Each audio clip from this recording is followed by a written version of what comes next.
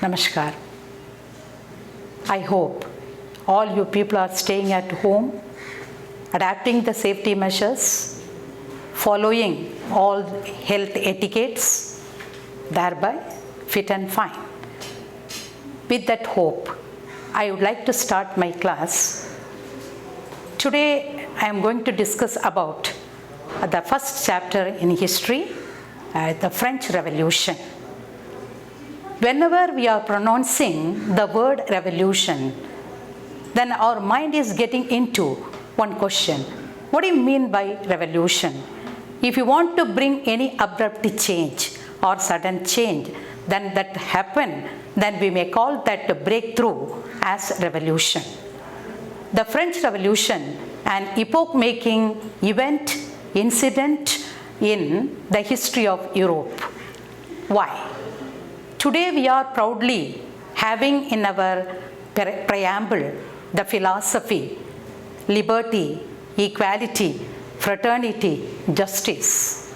All these essential ideas got from the French Revolution. So the French Revolution paved the way for the nationalist feeling in so many parts of the country, including Asia, Africa, Latin America, and China. What importance attached to that? Before I would like to enter into that topic, I would like to discuss about the very important events and incidents at the time of the French Revolution. Let us look over. Let us have a look over all the important dates, events and incidents in the history of French Revolution. 1774, Louis XVI became the King of France. 1789, the Bastille prison was stormed. 1791, the Constitution of France was formed. 1792, France became a republic. 1793 to 94, Reign of Terror. 1804, Napoleon Bonaparte became the Emperor of France. 1815, Napoleon was defeated at the Battle of Waterloo. 1848, France became a democratic republic. At the same time, slavery also abolished in France. 1946, very important year, women got the right to vote in France. That is, universal adult franchise adapted in France in the year 1946. I hope all you people noted down all these important datelines. The NCERT people break the chapter with the help of the very important incident took place in France. What was that? The Bastille prison was stormed on what day? 14th July 1789. The battle, very important, that is took place in France. What happened? We know that the king and his army people, they gathered at the very important front of a hall, and they waited to start firing over the crowded people.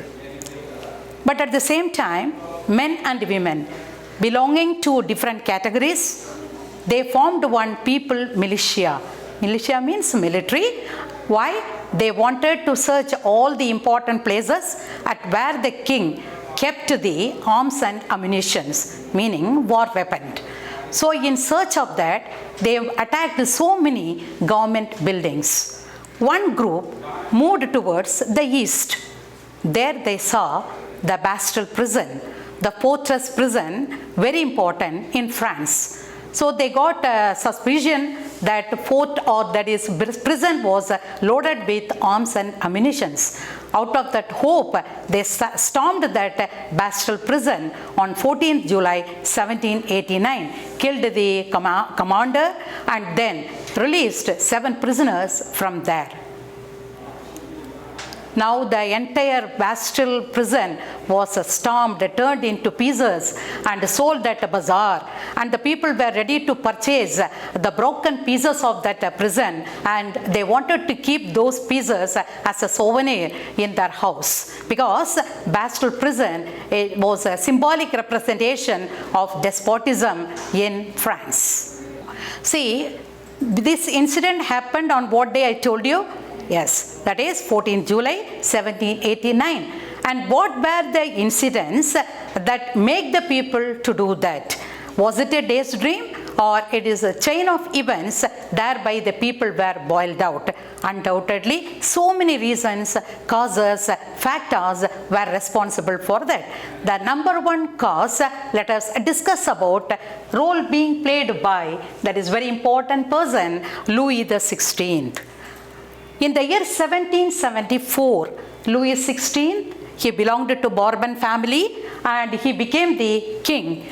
And when he became the king, he got into marriage with the very beautiful queen, Mary Antoinette, at the age of early 20.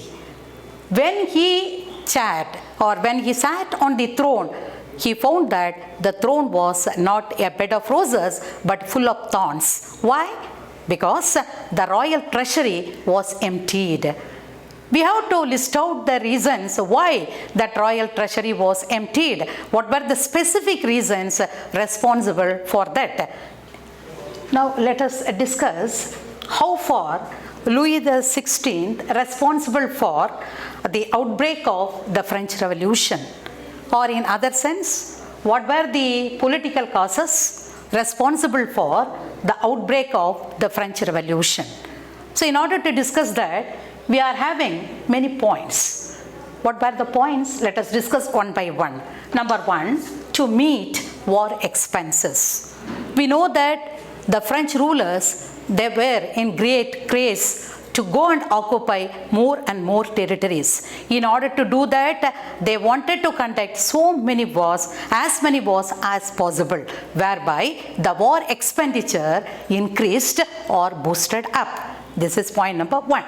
And number two, very important, they got one extravagant, very, very luxurious palace at Versailles. In order to meet that royal court expenses, the government spent a lot of amount over that. This is point number two. Number three, we know that in order to conduct the wars, they were in need of well-trained, well-equipped army. So in order to maintain that huge army, they spent more money. And very important, they would like to run the administration efficiently, universities, these are all the activities they wanted to invest the money. Okay. What about the condition of France at that time? Earlier, France borrowed money from the moneylenders, and the money that they borrowed reached up to what? 1 to 3 livres. Livres, that is the French currency at that time, and it was in what occurrence, otherwise in practice, up to 1794. When this debt increased or multiplied, what about the people, those who had given the money? What rate of interest they would like to get? So that is in alarming state. That is, they increased the rate of interest at the tune of 10%. Then was it possible for the government to pay that money? This was a question we have to raise. Now I would like to ask you people the very important question that, and note down this question also and try to write the answer to this question. Are you ready? How far Louis XVI responsible for the outbreak of the French Revolution? So you note down all the key points. To meet war expenses, to meet royal court expenses, to maintain a huge army, to run administration, universities efficiently, and not only that, the rate of interest also increased. So thereby, the debt rate increased from, that is up to what, 3 livres. In order to meet the increasing expenses, now the French government was in great worry how to get that money. If they would like to impose tax, that was the one and only solution. But to whom they had to impose that tax? Because they got one system, that is feudal system, in which the society was divided into 3 categories, like as follows. Number 1, first estate comprised by clergy. all church and church authorities comes under the first estate.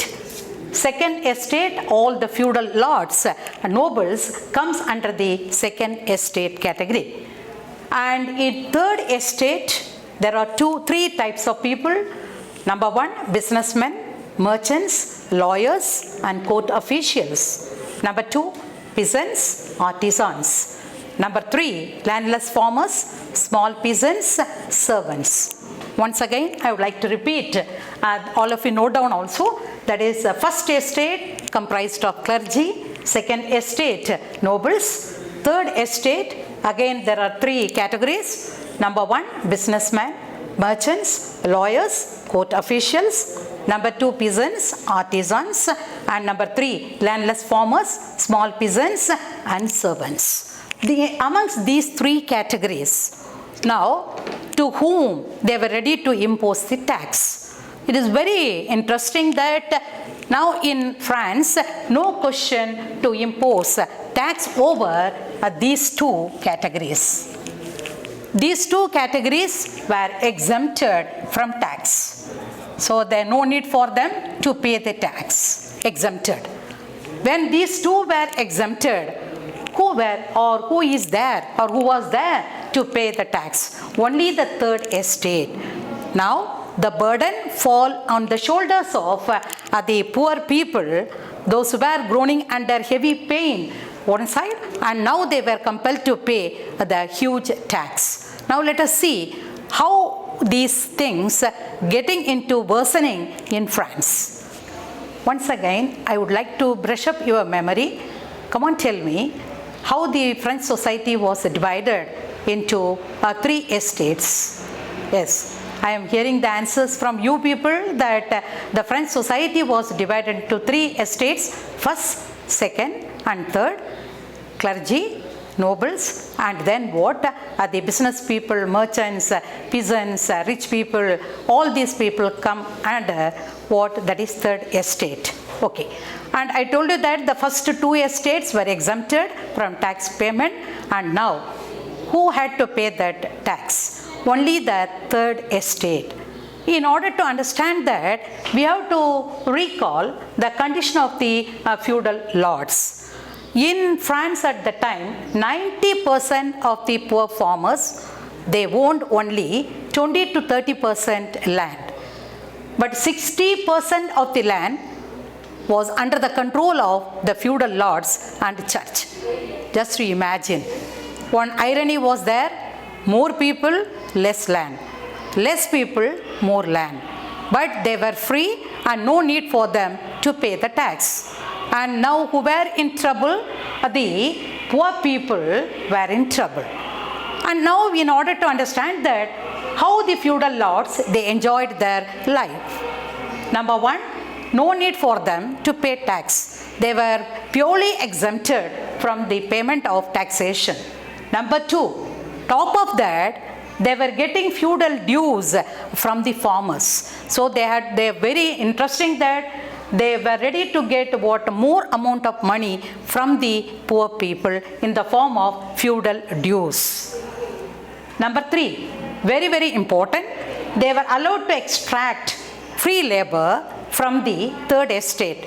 They may be asked to do the household work or the laying down of the roads, or to, very important, to lay down the roads, etc. See, when we are discussing about the condition of feudal lords, no need for them to pay taxes. Top of that, they were getting feudal dues from the farmers. One side, no need for them to pay tax. Another side, they were getting dues from the farmers. Number three, they got the freedom to extract the work from the third estate free of cost. Either they may be asked to do their household work, or that is construction of the road, or to maintenance of their any buildings. Every type of work was allowed by them or allowed to them to get the job from where? From whom? From the third estate. That too at free of cost. Okay. Now let us go for the second one. Condition of church or clergy. Number one, no need for them to pay the tax. Okay, good. Number 2, very, very important, they may be allowed or they might have allowed to collect one tax from the people in the name of Tithi. What do you mean by Tithi? 1/10 of the gross produce. Suppose if the farmer is having 100 bags of wheat, then he had to give 10 bags of wheat as a tax to who? To the church. So the name of the tax, Tithi. So don't get confused, because the Taili also there. Many students are getting confusing. What is the difference between Taili and Tithi? So Tithi is shortcut. You keep on key point in your mind, 10th. 1/10 Tithi. In such a way you keep in your mind, Tithi is nothing but the 1/10 of the gross produce given by the farmers to the church. Okay. Now let us go for the poor people. What about their condition? One side they got no land and so many natural calamities and problems. Another side they were compelled to pay 3 types of taxes. What were they? Number 1, Tithi to the church. Already I told you that 1/10 of the gross produce they had to pay to the church. Number 2, Taili. This is an indirect tax to the government. The people, the farmers or the poor people, they had to pay this tax directly to the government. That tax called as direct tax, Taili. Number 3, they had to pay indirect taxes like the commodities, tobacco, salt, etc. So everyday consumer items, what they were consuming, over that they had to pay the indirect taxes. Just to think it of, the poor people, they were the mere sufferers in France at that time. I would like to test your memory. Will you please try to take down 2 important questions of what now I taught to you. Number 1, differentiate between, are you taking? Differentiate between Tithi and Taili. Differentiate between Tithi and Taili. Got it? Shall I go for another question? Number 2, with the help of a flow chart, indicate the 3 estates prevailed in France. With the help of a flow chart, indicate the 3 estates prevailed in France in the old regime. Now we saw the condition of the poor people in France. Added to their problems, one important problem took place in France. What was that? The subsistence crisis. What do you mean by subsistence crisis? This is an awkward situation in which the people were not able to meet their livelihood. Are you getting into? This is an awkward situation in which the people were not able to find their means of livelihood. Means they were pushed into the utter poverty for a long period of time. Then such a type of crisis called as subsistence crisis. Okay. Hope that you got the idea regarding subsistence. Now, why subsistence crisis took place? One side, the population increased at a jet speed. Within a short span of time, the population rose from 23 million to 28 million. Population more.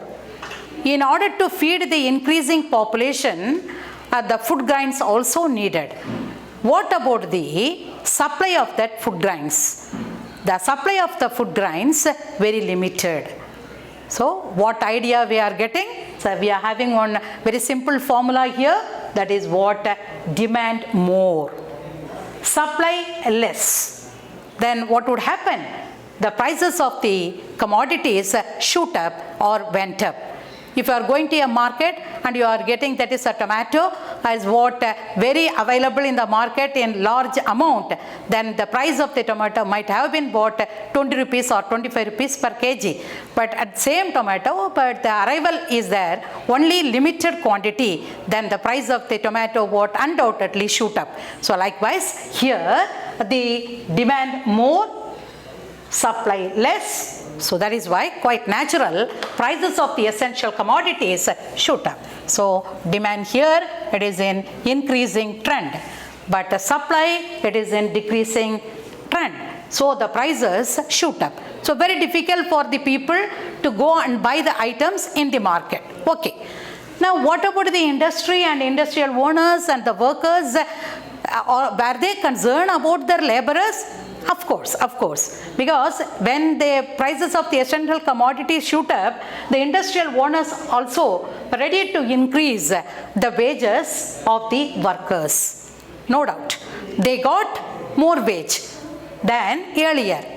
But so sad, what they met in the market, mismatch with the market price rise. But in the market, the price is what that shoot up or went up into the what sky level, but their increase in the payment or the wage is only very marginal. So difficult, even though they got extra wage, but difficult for them to go and purchase the commodity in the market. Number 3, above all, the people were worst hit by what? The natural calamities like hail or drought. No rainfall, so because of that, crops failure, another side pesticide, another side hail. So because of that natural calamities, the production of the food grain amount also what? Dwindled or cut short. Because of all these reasons, the French people, they met the subsistence crisis for a long period of time. You take one question also. Define subsistence crisis. Define subsistence crisis. What were the reasons responsible for it? What were the reasons responsible for it? Okay, all of you took? Okay. With that hope, I am going to move to the next part of the lesson, the rise of the middle class. Now, let us going to discuss about the very important one category of people called by the name the new middle class. Already we discussed 3 estates. Now you may be astonished. Who formed this middle class? Actually, we should know that whatever may be the country, whether it may be America or France or Germany or India, whatever may be the country, if you want to bring any changes in the society, that should be done only by the middle class. Because the middle class people are the eye openers of the society. So middle class very, very needed. So quite natural. In France also, already we saw about the farmers and workers, but they can't do anything or couldn't do anything. What were the reasons for that? They were very much interested to do the work and getting the wages, running their families, but they completely got absent mind regarding the policies, principles, programs, how everything should be organized. From that juncture, they were what failure. Now, need. What was that time? The most important thing needed, the middle class. Now in France, quite natural in all countries, the middle class people constituted by the merchants, manufacturers, lawyers, administrators, meaning intelligentsia group. The educated and intelligentsia group people, they were responsible to bring the changes in the society. The middle class people, they wanted to bring changes through their writings, through their speeches, and through their interaction with the people. What about their main demands? They pointed out that no privilege based on birth. We saw that first estate, clergy son should be a clergy, noble son should be a noble. So that is based on birth. But now they pointed out that that should not be based on birth. Then it should be based on what? That should be based on their work and based on their merit. That was very important demand of the middle class people. Number 2, equality. All the people should be treated equally before the eyes of law. Nobody should be discriminated in the name of their birth. And number 3, very important, that all people should have to enjoy or to breathe the air of freedom and liberty. These were the basic demands demanded by the new middle class people. Amongst these, we got some noted French philosophers. Through their writings, they inspired the people and they ready to sow the seeds of nationalism in the minds of the common people. Who were they? We talked about Voltaire, Rousseau, Montesquieu, Locke. Now I am going to give the importance to these 3 people. John Locke. John Locke, he wrote the famous book, Two Treatises of Government. Two Treatises of Government. In that book, he pointed out that one side he talked about, or he put his question against the absolutist theory of the king. What do you mean by absolutism or despotism? All the powers concentrated into the hands of a single man, that is, into the hands of a king. That should not be there. Power should not be concentrated into the hand of a single person. And number 2, he also discussed against the divine theory of kingship. What do you mean by divine theory of kingship? The kings make the people fool. They pointed out that they were the gods on the earth. They were the true representatives of God on the earth. So that theory also protested by John Locke. And number 2, very important person, Rousseau. He brought so many changes, and his book Social Contract, it brought changes in Russia also.